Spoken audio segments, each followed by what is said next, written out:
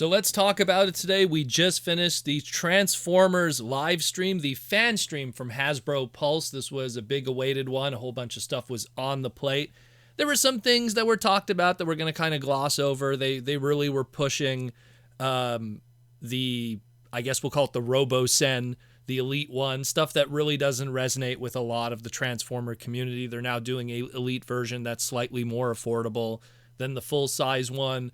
They were pushing some brand new gaming chairs that are made for the United Kingdom and the UK and the European market. Again, we're an and chairs community here in the North America, so not much really to make sense of there. I think that's probably why they had that individual 6.0 on the show. They needed to have a European connection to push the chairs and stuff like that, and also an individual that'll push the Robo-Sen items. But after that, we kind of then rolled into the primary purpose of the live stream that we were there for, which is all of the other stuff. Like, we got quite a few things to talk about. We're going to probably do two segments because one of them partakes to what's going on with Amazon and that future segmentation. So we'll break that down in a separate segment afterwards. But let's go through everything else, because this was stuff that was teased in the last live stream that they did through their Space Bridge pipeline with BMAC. We were also joined with BMAC and Evan here again today. And let's just jump into it because it's pretty exciting. So first we got the Studio Series 86 Deluxe Class Brawn. This is super exciting. Again, they teased it in the pipeline through the Space Bridge, and I was very excited about. Brawn is probably one of my favorite, if not my favorite, of the Minibot characters. And every time there's a new Brawn toy, I always go out of my way to pick it up, regardless of any scale or anything like that, just because I love that character so much.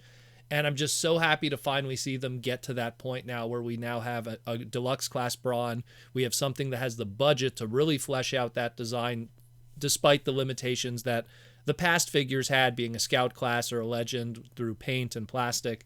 So this is really cool. This is really cool. This was a Hasui-san design, and Evan kind of worked with the colors and stuff. Evan said that he tried his best to go with a color that would feel consistent. I understand exactly what he's getting at, because the Sunbow Season 1 and Season 2 coloring of Brawn can kind of be a little inconsistent, especially when you have different coloring studios at the time through Sunbow with Marvel and everything. Sometimes you don't have consistency with the coloring of the character. Sometimes it's a more brownish green, sometimes it's a vibrant green, sometimes the orange areas of his body look more yellow. And then when you look at something like the 86 movie, which Studio Series 86 is kind of, you know, what it's aiming for more than anything, you have that less than 10 seconds of Brawn on the screen, and it's more of an orangey kind of yellow, and it's more of a brownish green.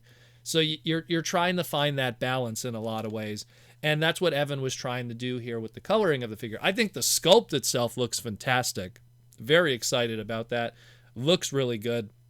I love what I see with that. He even pointed out a nice little, I guess we'll call it an Easter egg here, an unintentional part of the transformation that just kind of worked out, that you could kind of extend the way that his legs fold for the transformation of the robot mode, and you could kind of emulate his alt mode, his robot mode G1 1984 toys stilt legs, because they were kind of these skinny legs that the original toy kind of had, just by the limitations of the transformation back then. So that's a nice little touch.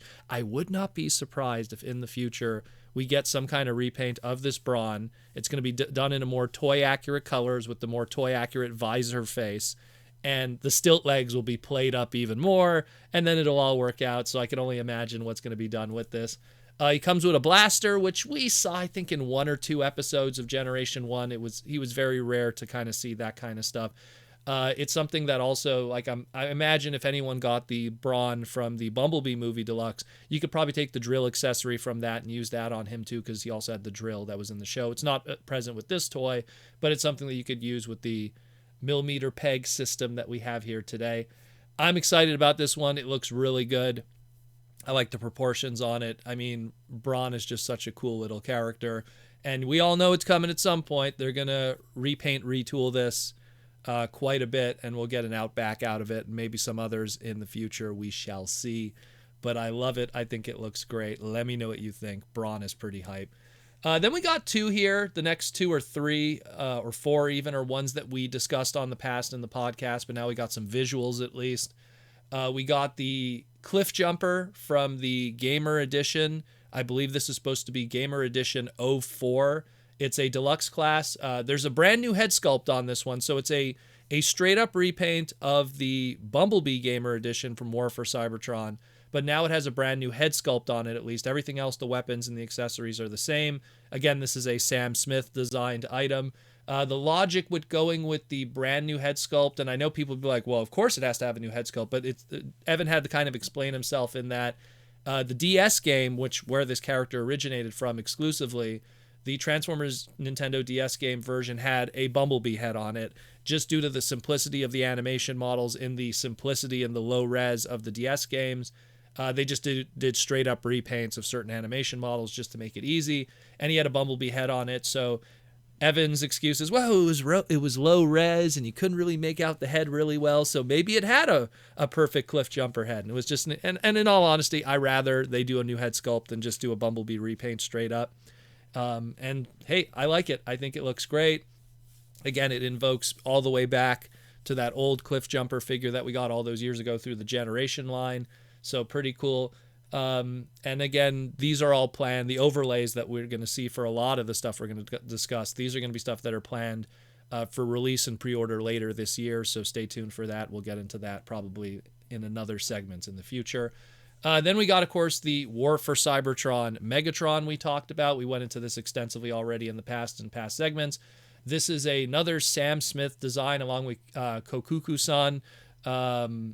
And this one here, there's not much we could talk about that we didn't already talk about, but Evan said that, just like we said here on the podcast, based on concept art images, kind of a fusion of the concept art mixed with the animation model while trying to find the best coloring that they could with a game that has very dark and reflective colors and reflective surfaces. So I think they did a good job. I think it looks really good. It's quite a step up from the original. And again, everything that I pretty much had to say about that figure we did in the individual segment before, really breaking down the history. So if you want to learn more about this War for Cybertron Megatron and what's going on here, go check out that individual segment. We only did it like a week or so ago, so pretty good stuff there. Then we have, again, same thing like we talked about it on the pod, the Rise of the Beast Studio Series 103 Rhinox. The only thing that's interesting with this one is they showed the stock photos. And I remember when they showed the stock photos, I was like, man, that looks nothing like what I saw. And then Evan went on to say that, ignore how those stock images look. It's very different than the final in-hand product. And then they pulled out the in-hand product itself. And so the in-stock photos that you're going to see online, the box, how it looks on the box and everything, doesn't look anything like the in-hand product. There's a better blend of the silver to the brown. It looks really nice. As Evan refers to it as a silver knight. It looks pretty good.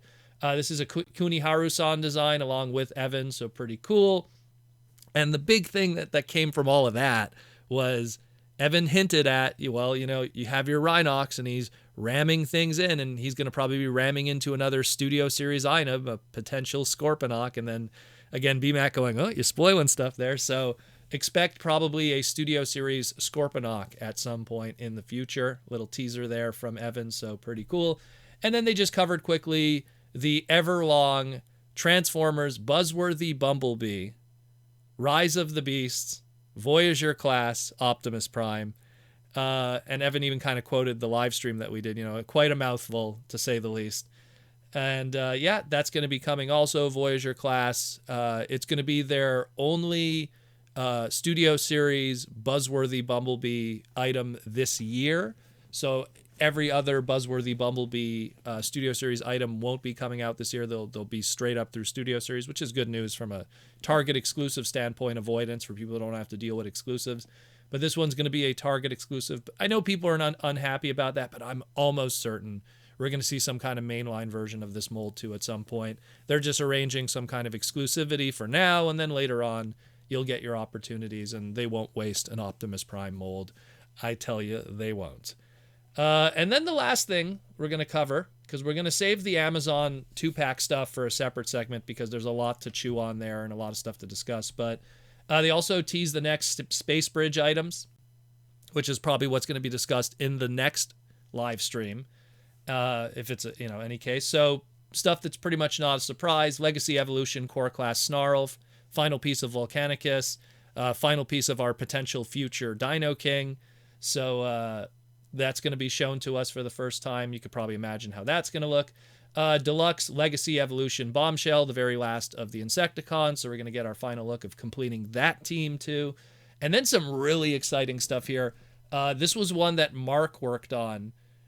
He's working on a Deluxe class RID, the Robots in Disguise 2015 Strongarm, that's super awesome. Strongarm was probably the best part of Robots in Disguise 2015. She was like this brand new character created for it that really stuck out. We had the Strongarm trademarked for years in Transformers, but it never really stuck on a character that became iconic. And then it hit Strongarm, and well, that's where it's probably going to be here to stay from now on. And that's super exciting. I'm very curious how Mark tackles that one, because that's a very unique design. And the past Strongarm toys, while they were pretty good for their time, it was kind of that turning point of Transformers when the cartoon-based and the media-based kind of Transformer toys were kind of getting the lower budget of design and stuff. And it was a shame, because if Strongarm would have come out a few years later, and let's say when we had Animated or Prime, would have got a much better toy. But now we're going to probably get something really good. I'm excited about that. That's really cool.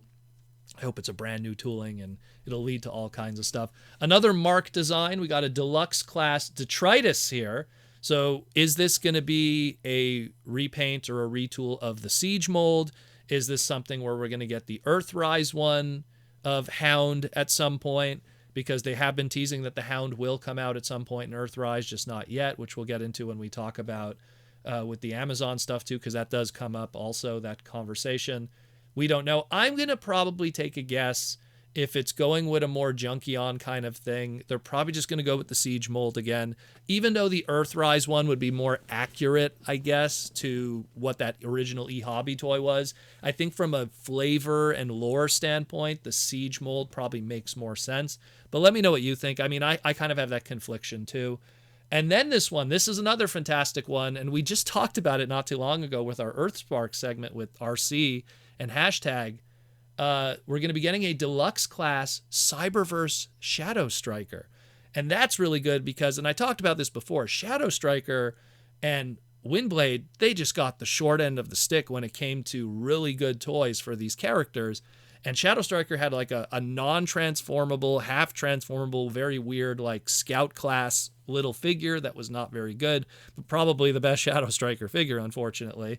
And then she got like a huge, oversized, out of scale with everyone else, ultra class, super kibble ridden, but at least transformable toy. But it was gimmick based, and it just doesn't fit with any of your figures because it's more of a gimmick figure, and it didn't sell very well. And it was just like, why did they do that? So now we're going to get something that's Deluxe class. Hopefully it'll be so good in aesthetic that it could fit on your Cyberverse display with all the other characters. I mean, that's kind of the pursuit as a Cyberverse fan, is that you have to try to find the best version of every character. And sometimes it's not that easy. When some of them it's like, oh, this is the best, version of this character, or, Jazz, who was off screen here. There's this version.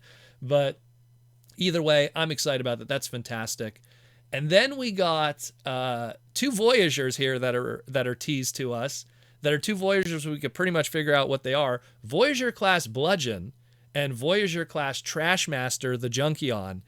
And it's pretty clear that it's the two factory leaks that we talked about on the podcast, where those images went wild all over the internet, mostly from Weibo and the Chinese message boards, and then of course got to all the Western message boards, and you just can't contain it at that point.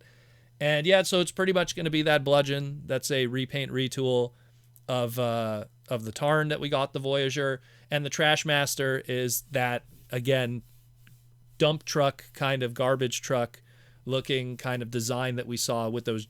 I get at the time, they're probably test shot colors that look like Constructicon colors, but we're probably going to see where it goes with that. It's going to be Trashmaster. Probably afterwards we might get, again, I've speculated this before, but a animated Wreck-Gar out of it. But pretty cool. Now we're probably going to see them next live stream, maybe in May. We'll be able to see all of these guys finally for the first time, and that'll be pretty exciting.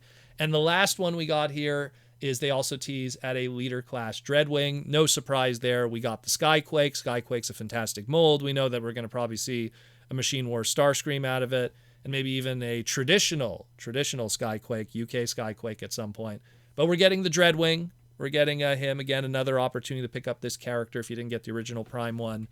And he's probably going to come with matching accessories that match to it. You know, probably some brand new swords or something, just to make it a little flavorful and different from the Skyquake version.